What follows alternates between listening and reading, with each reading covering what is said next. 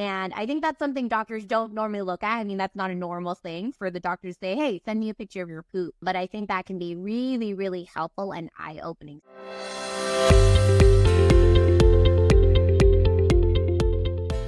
I am talking about bloating, constipation, diarrhea, and other gastrointestinal symptoms that make up the diagnosis IBS, irritable bowel syndrome. Maybe you have these symptoms, maybe you have this diagnosis. Well, today we are talking about how do you evaluate your health to understand whether you have this diagnosis, and also what tests can you do? How can you understand what are the root causes of this diagnosis?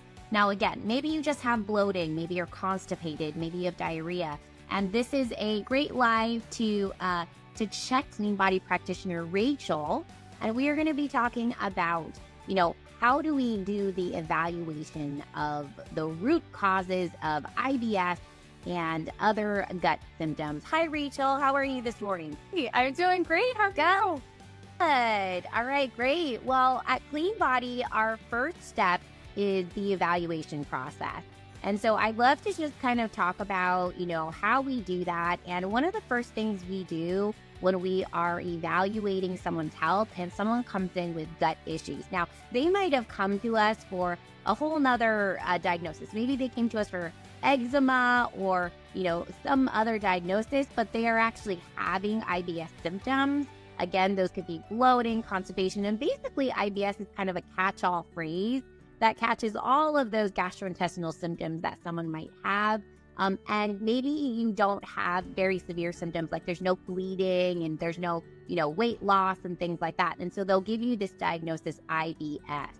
And then they'll just kind of set you on your way. Maybe they'll tell you to do a low FODMAP diet, avoid spicy food, and then you are left with this diagnosis and you're left with not knowing what to do. So Rachel, what is one of the first things we do when someone comes in and they're journaling and they're sharing their pictures of their food and, maybe their mental health symptoms? So what's one of the first things we might do or look for when someone has these symptoms of IBS? Yeah, and that journaling is really the first step for us in the evaluate process. We need to know what's going in and what does it look like when it's coming out. So I know it can feel a little funny to be taking those pictures. And sometimes it's, people feel funny about taking their food pictures too. There can be a lot of self-judgment around, what you're eating. But we really need to have that information and that thorough information so that we can try to figure out what is at the root cause. Because that's the thing with IBS. It is this catch-all. It's like a diagnosis, non-diagnosis. It's kind of a diagnosis that means we don't really know what's going on. We don't really know how to help you. But that's kind of in the conventional medicine world. And that's the great thing about the functional medicine and the functional nutrition world is a lot of the times we don't really care what your diagnosis label is. We're looking at what are your symptoms, what is your lifestyle like, what is your diet like, and we evaluate all of those things to try to figure out, well, what shifts can we make to try to shift those symptoms for you? Yeah. And so we have an app, and basically we ask you to journal things like your food. That can be really important. And some of the things we might evaluate in the food, we might look at, Rachel, and you can talk about this, but we might look at maybe you're eating, foods that are high in histamines. Maybe you have food intolerances, food sensitivities, food allergies. These are all things we could test for. And there will be some tell signs if you have, let's say, a high histamine reaction or things like that. So what are you looking for when you're looking at what's going in the mouth? Yeah, so the biggest thing I look for is balance. So are you eating too much of any one food? Are you eating not enough of any other food? A lot of the time that's fiber, and fiber can be kind of a tricky one for IBS because depending on what's going on with your gut microbiome, sometimes those really healthy fiber-rich foods can make your symptoms worse, can increase gas and bloating. And we don't want you living a life where you can't eat fiber-rich foods or you can't eat enough fiber-rich foods, because fiber is really important in that detoxification process to help bind to toxins so you can get them out through your stool. So we're looking at, what things are you avoiding because they might be exacerbating your symptoms. And then that's kind of our further step down the road is how are we addressing those things so that you can bring those foods that might be causing some issues for you back into your diet to some degree or another. Yeah. And the other thing we ask you to journal, and I know this sounds a little bit gross, but we actually ask you to take pictures of your poop. And I think it's really important because some people can say, oh yeah, Dr. Fong, my poop looks normal. It totally looks fine.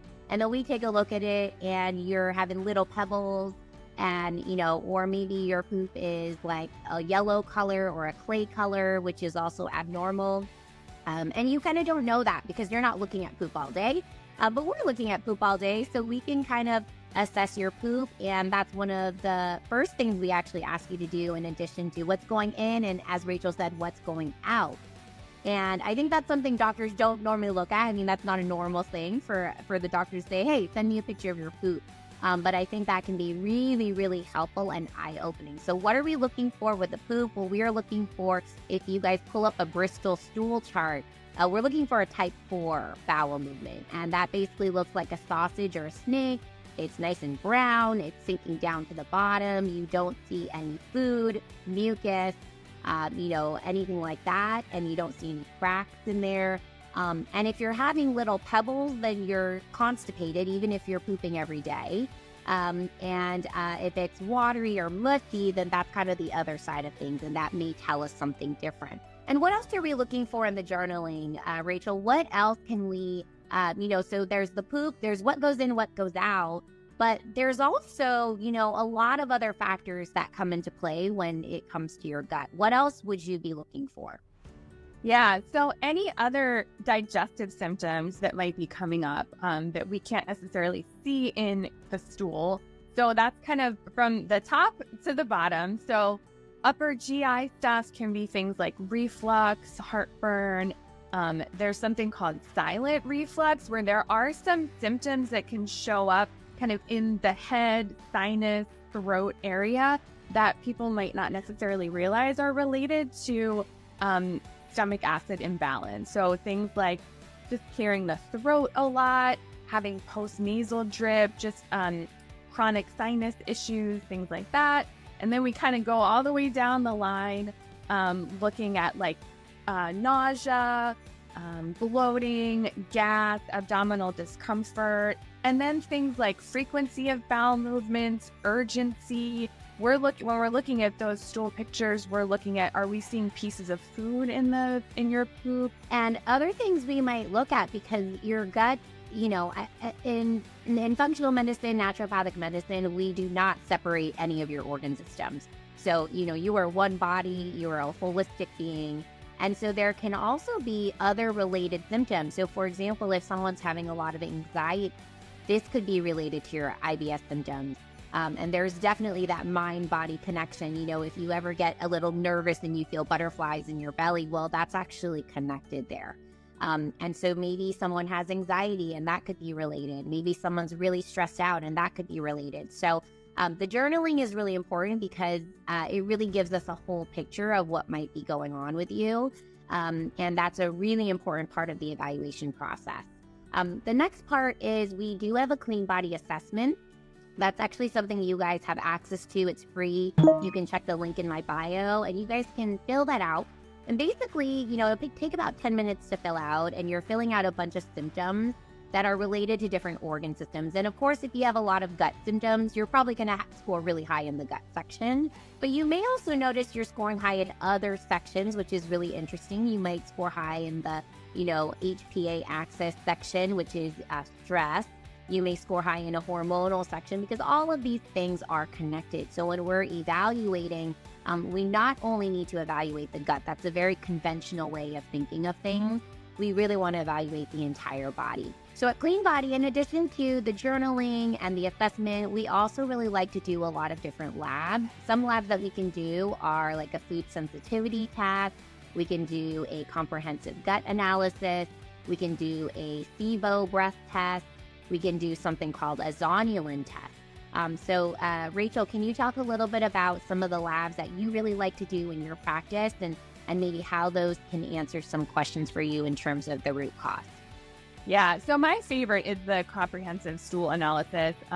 We have a few different options with different labs that we use for that one, but they all kind of give us a really big picture look at not just the gut. Like Dr. Fong was saying, your gut, it's not in a silo, just kind of operating separately from all of your other organs and systems. So we can get some clues about hormone function in the comprehensive stool analysis. We get a good look at what your microbiome looks like really zoomed in at, exactly the species that are populating your gut, and what kind of imbalance and not imbalance. That kind of goes hand in hand with the food sensitivity testing too. The zonulin test can tell us if you have something called leaky gut or intestinal hyperpermeability, which means that big chunks of things, proteins, are getting through directly from your gut into your bloodstream. That's not supposed to happen. There are a variety of reasons that you can have that. Most of them related to inflammation, which is kind of a whole other piece. But if those big pieces of protein get through, that's a signal to your immune system, like, hey, something's in your bloodstream that shouldn't be here. And that's when we start to see things like allergies, eczema, autoimmune conditions. So we can test for that. When we do test for food sensitivities, usually if you have that high zonulin and you have that intestinal hyperpermeability, we will see a lot of food sensitivities. And we use that to pull some aggravating things out of your diet for a short period of time to help your gut heal. And then once we do that healing process and the kind of treatment phase, we hope to bring some of those things back in. Yeah. And, so I think intestinal permeability is important to talk about in IBS because it's likely something that could be happening for a lot of people who have symptoms of IBS, and it's something we can test for. It's also called leaky gut. So maybe you guys have heard that term. And, that's when there's been so much inflammation over long periods of time that the cells of the gut start to kind of get a little bit leaky. They start to separate. And then we can see that in a test called zonulin, where that zonulin level will go up. Now, Rachel, what do you think are some of the reasons, and we can have a discussion about it, that a leaky gut happens in our world today? And I think it happens very frequently. So what are some of the reasons you think that happens? Yeah, so thinking about all of the things in our world that get into our body, and a lot of the stuff that gets into our bodies nowadays is not what I like to refer to as evolutionarily familiar to our bodies. There are things in our food, there are toxins in our environment that our human bodies have not evolved to understand as natural. So all of these kind of ascending things, toxins, highly ultra processed foods, things in your body care products and your cleaning products, the foods that you're eating, all of that can contribute to slower detoxification because there's more burden on those detoxification organs and inflammation, and just a lot for your body to handle. So that's one of the factors. Yeah, so I think our everyday living, unfortunately, our standard way of living, and we actually call the standard American diet a SAD diet, right? A sad diet, unfortunately. And that is a diet that's rich in processed foods, fried foods, very devoid of actually really good nutrients. And so that's one of the first things we might evaluate with you is, are you eating a sad diet? And then that's one of the first things we'll change. And our clean food plate that we like to recommend, what does that look like, Rachel? Yeah, so everybody you can start doing this with your next meal. So kind of think of your meal as a plate. It doesn't have to be a plate. It might be in a bowl, but you can kind of visualize it this way. And we want you filling half of that plate with non-starchy veggies. So that's probably way more than most people are eating in even a day. Like sometimes you're not even eating that much in a whole day. So that's, really colorful veggies. We encourage people to eat the rainbow. So really fill that half of your plate up with colorful, fresh, whole, nutrient dense vegetables. And then the rest of your plate, we kind of divide that up, and we want a good healthy portion of protein, some starchy veggies or whole grains or fruit. So that's kind of your carbs. And then a little bit of healthy fat in there too, from things like avocado, olive oil, coconut oil. So when we talk about balance, that's one of the things that we look for is each meal balanced with all of those things. Yeah, and we like that vegetable part to be a beautiful rainbow, and Dr. Brian to say purple cauliflower. That's gorgeous. Yay! A lot of those colors on your plate have phytonutrients, and so you're getting a lot of nutrition in those colorful foods. And we're not talking about food coloring, in terms of getting that rainbow on your plate, but we're talking about those really beautiful foods. And actually, Rachel, what do you see when people start changing the diet like that? I mean, what do you see with these IBS symptoms? Yeah, so we definitely see pretty quickly less discomfort. Like that's kind of the first thing that we'll see change is, people feel like their appetites are more regulated. A lot of times with IBS, there's this sense of fullness and discomfort in the gut. So people are like never really sure when they're hungry. So helping to regulate that sense of hunger and satiety, knowing what your appetite, getting in touch with your appetite, that's really hard to do when you're eating ultra-processed food. Because again, it's not familiar to your body. So that ultra-processed food is not sending the same signals to your body as, real, actual veggies, protein, whole grains are going to send. So regulating appetite, alleviating abdominal discomfort, more regular poop. That's a big one. And that's why we have you take those photos and put them in the journal and share with us, because it can be really easy to, you're living your life, you have what you think is your normal poop, and it starts to change, and the change is often gradual, so much so that you might not even remember what it used to be like. A lot of the times we have to tell our clients, hey, do you remember what your poops used to be like? Or do you remember what your skin used to look like? And when they see those kind of side-by-side pictures or have us remind them, it's like this wake-up call of, oh my gosh, like I have really put in the hard work and it has paid off, and I'm just kind of adapting to my new normal. Yeah, absolutely. Now, there's also some other things that can cause a lot of inflammation and leakiness, and also an overgrowth of microbes in the gut. And that can be things like eating too much sugar. So tell us a little bit about that. That's a big problem in today's world. It's a huge problem. Oh, yeah. So sugar is food for the bugs in your gut. And the good bugs in your gut are going to thrive on those fiber-rich foods, those prebiotic foods. The baddies, they love the sugar. And often if you're craving sugar, I like to tell people it's not actually you craving the sugar. It's the bugs in your gut that are kind of like taking the reins and telling you to eat sugar because that's what they like. And when they eat that sugar, it ferments in your gut. And this is even worse if you have slower motility or you tend toward constipation because it's fermenting in there longer. And that's what leads to the gas, the bloating, the abdominal discomfort. Yep.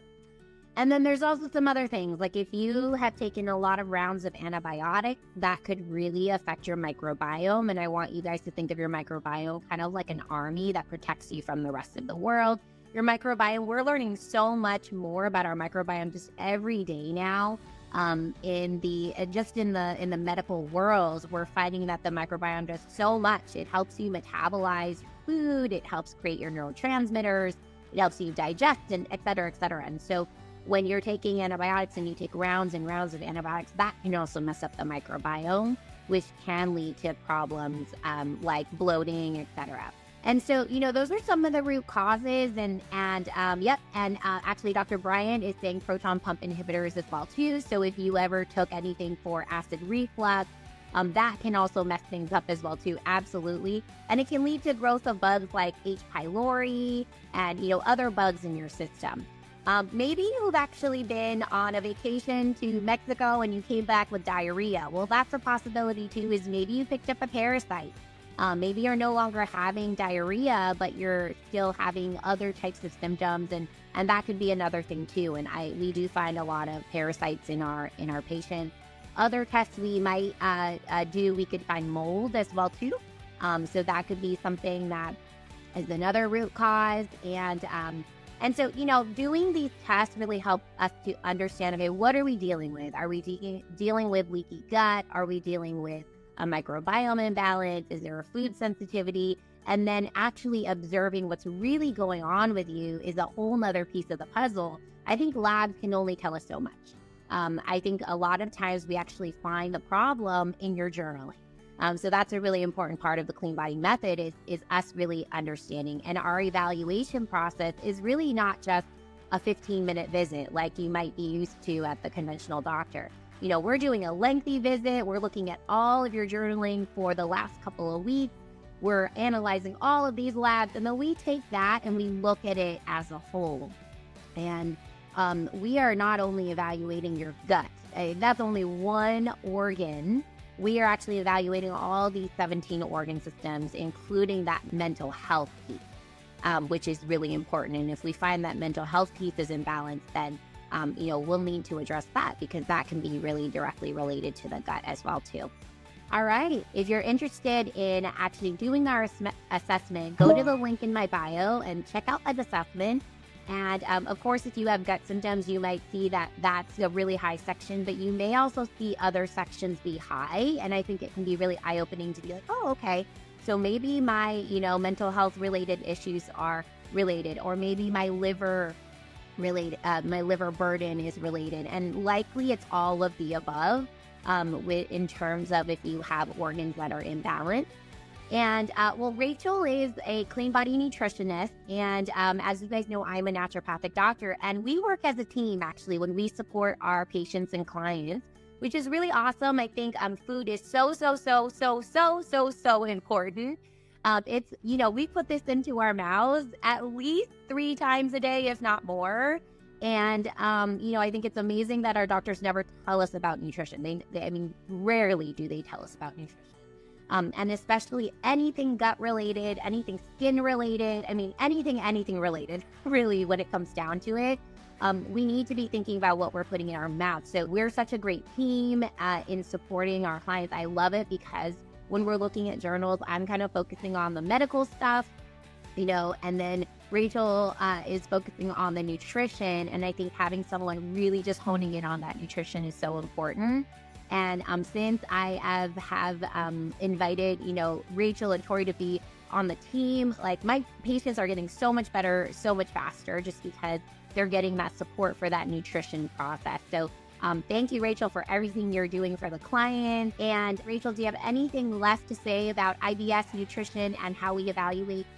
Yeah, just along those lines, thank you, Dr. Fong, for valuing nutrition as much as you do for your patients. It really does pay off. And the benefit, Dr. Fong knows her stuff about nutrition too, of course, but the benefit of having a dedicated nutritionist working with you is that I'm not just telling you, well, you need to do X, Y, and Z, and then here you go. Good luck. I'm really hand-holding each and every one of my clients and helping to make those nutritional changes work for you within your lifestyle. Again, we're looking at your whole person, your whole life. Like, we're talking about everything. So yeah, if you have any questions at any point, even after we close, you can always reach out and send us a DM. Yep. Absolutely. And I think someone asked me yesterday, they said they worked with a nutritionist who was doing journaling and then looking at her journals and then getting really kind of like angry at the client for not following exactly what they wanted them to do. And what I said was, this is a different kind of relationship that we're trying to create. We are not, the doctors telling you what to do or the nutritionist telling you what to do and you have to do it. we're going to work with you in a partnership. And I like to think of it as we're just kind of holding your hand through the process. And we want to meet you where you are. We're going to listen to, your concerns. Maybe you have 5 kids and you have to make food for the whole family, and we need to figure all of that out. And so that's what the journaling is so great for. It's not for us to say, bad job, bad, you did that, bad. Absolutely. There's no good and bad. It's just a journey. And that's our job, is to support you through that journey. And someone was asking where we located. So Cleanbody itself is located in San Francisco, California. But we actually support our patients and clients mostly virtually. There is a possibility to see us in person in San Francisco, but for the most part, because we have such a great journaling system, a lot of the work is done virtually. You're posting in your journals, and the more you do that, the more we get to know you. Okay, and we can work one-on-one with you in many states, so you can check that out on our website if you go to the link in my bio. If you are interested in working with us one-on-one, you can book a discovery consultation. Again, that link is in my bio. And we also have a group program as well too. Either if you aren't in a state where we can work with you one-on-one, or if you just kind of want to get educated and you want to come to our group call every week and ask questions and kind of do this more on your own or with your own practitioner. And we actually have 30% off that as well too. So check that out in the link in my bio, okay? And if you guys are interested in getting a thorough evaluation as we have described here, then definitely check out either the group program or the discovery consultation, because we go over all of the evaluation process in both of those options. In the group program, you can potentially get some labs like a food sensitivity lab or a toxin lab to check in with yourself and kind of see what exposures you might have. Okay? All right. And we also did release a blog. So if you want to read about the evaluation process for IVF, definitely check out our blog. The link is also in my bio.